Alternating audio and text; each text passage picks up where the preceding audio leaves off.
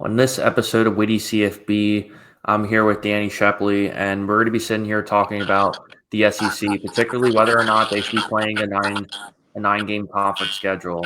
I mean, as you guys know, the Big Ten is giving the SEC a lot of pressure in terms of them starting a 9 game conference schedule, and yeah, and because of this, the Big Ten's been putting a lot of pressure on the SEC, and now we're kind of at a point now where somebody's going to have to make a move, whether it's the conference realignment or whether it's the playoff changing. And so, with that said, Dan, we talked about this on and off camera in terms of where the SEC is heading. Some of their previews, and what are your general thoughts on this? Because obviously, Greg Sankey, Saban have both supported the idea of a 9 game conference going back for as long as a decade. Yeah, it is an interesting dynamic. The SEC has always been pretty stubborn in their ways and wanting, especially Greg Sankey's been under a lot of pressure with making tough decisions, and this is one of those as well. It is interesting. You have to put into factor the out of conference schedules that the majority of these SEC teams have. I think if it was a little more competitive for the out of conference schedules, I think it would be not as much debate on wanting to do a ninth game as much as they want.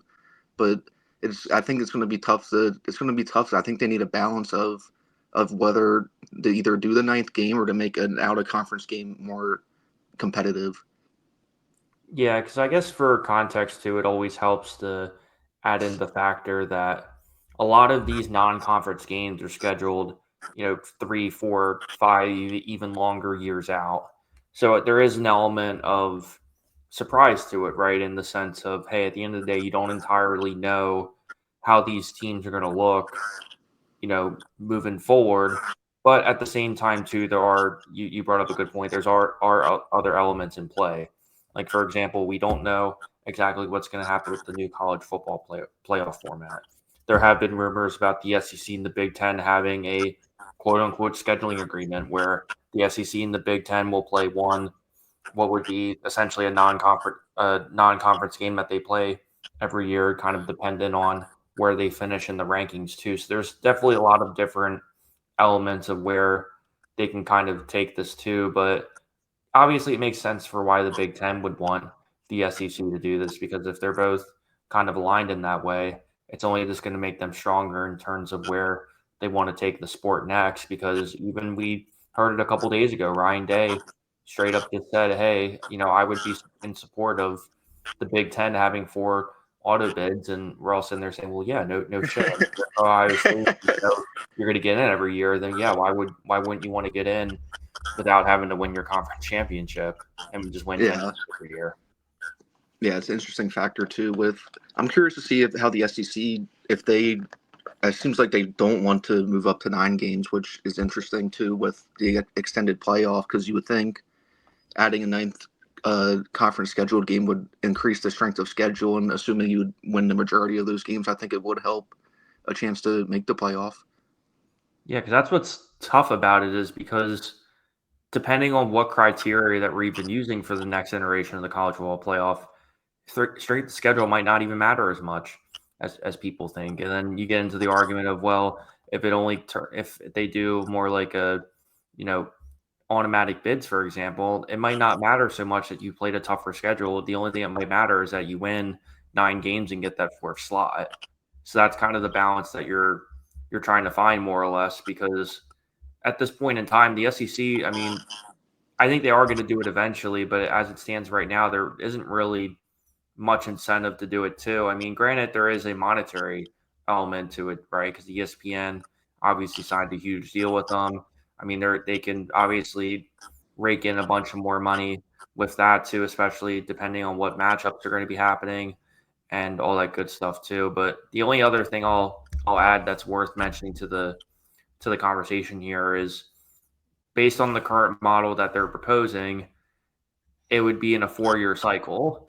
So in essence, if you're Florida, you're Alabama, you're whoever, who those 4 teams are going to be every single year. And then 31, 20, yeah, 20, yeah, it would be 2030, 2031, that cycle. Then you get your next 4. And that's kind of the hard balance because a lot of it is based on how these teams are doing statistically, but they're also trying to value the traditional element of it too.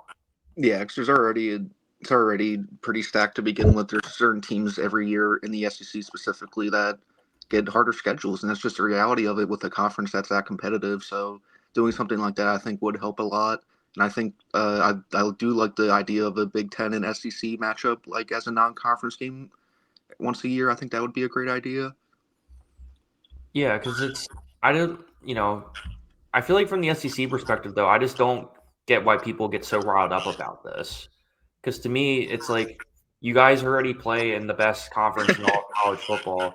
I mean, no one sits there and looks at an SEC schedule and says, "Oh, wow, that they got a cupcake SEC schedule this year." You know what I mean? Like nobody sits there and says that. So it's kind of, as somebody who covers Florida too, I've just never, quite frankly, understood that whole element of it. And I get part of it is just because you're trying to figure out the monetary value of it. You're trying to stay ahead in an ever changing game. But the more I think about it, the less sense it really makes for the SEC to pull the trigger on something like this right now, at least. Yeah, I could see it. So a few years ago, like when the SEC was still East and West and had six in each, I think that would have been a more reasonable time to do it because Georgia and there's the East was not as good as the West for a few years there. So during that time, I think that would make more sense. But as of right now, when they're all just together already, I don't think it is that as serious as the Big Ten seems to think. Yeah, because right now, I mean, the only conference in college football right now, or at least on the FBS level, who has divisions, I'm pretty sure it's the Sun Belt. Yeah.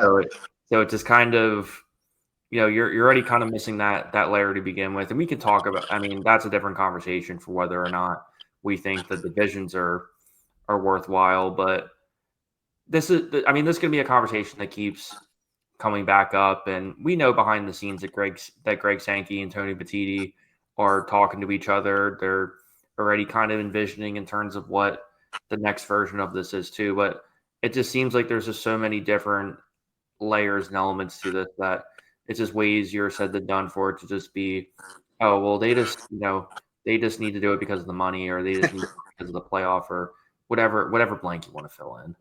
Yeah, it seems like Big Ten was pushing this behind the scenes for what probably was a while. Now it's starting to come to the forefront more with uh with all the TV deals and everything. I'm curious to see how it plays out.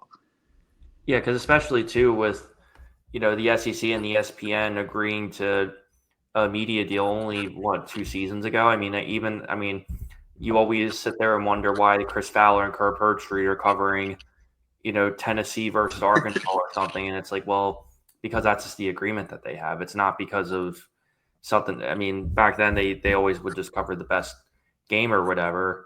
But in any event, I mean, it's difficult too because the ESPN wants this to happen because it's only going to strengthen their media deal.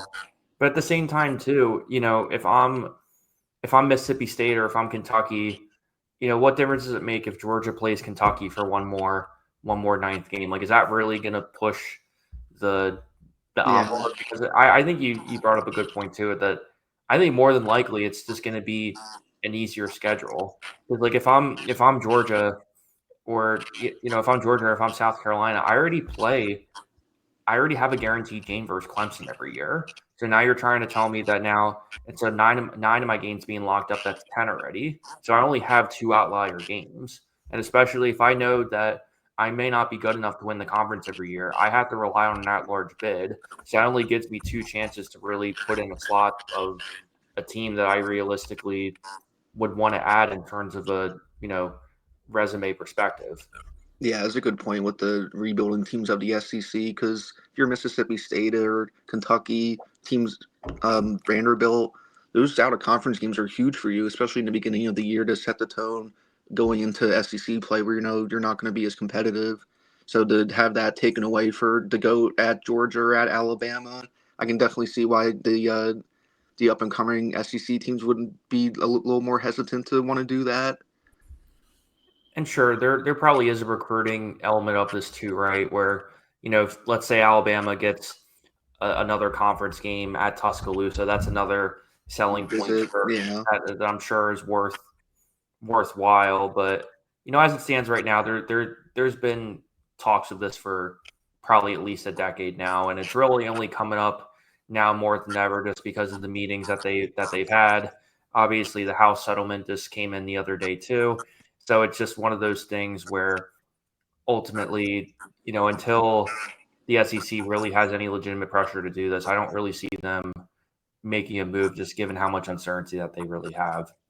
Yeah, the SEC, especially Sankey, he will. I feel like he will take his time and as much as he can to in order to get as much time as he needs to make the right decision.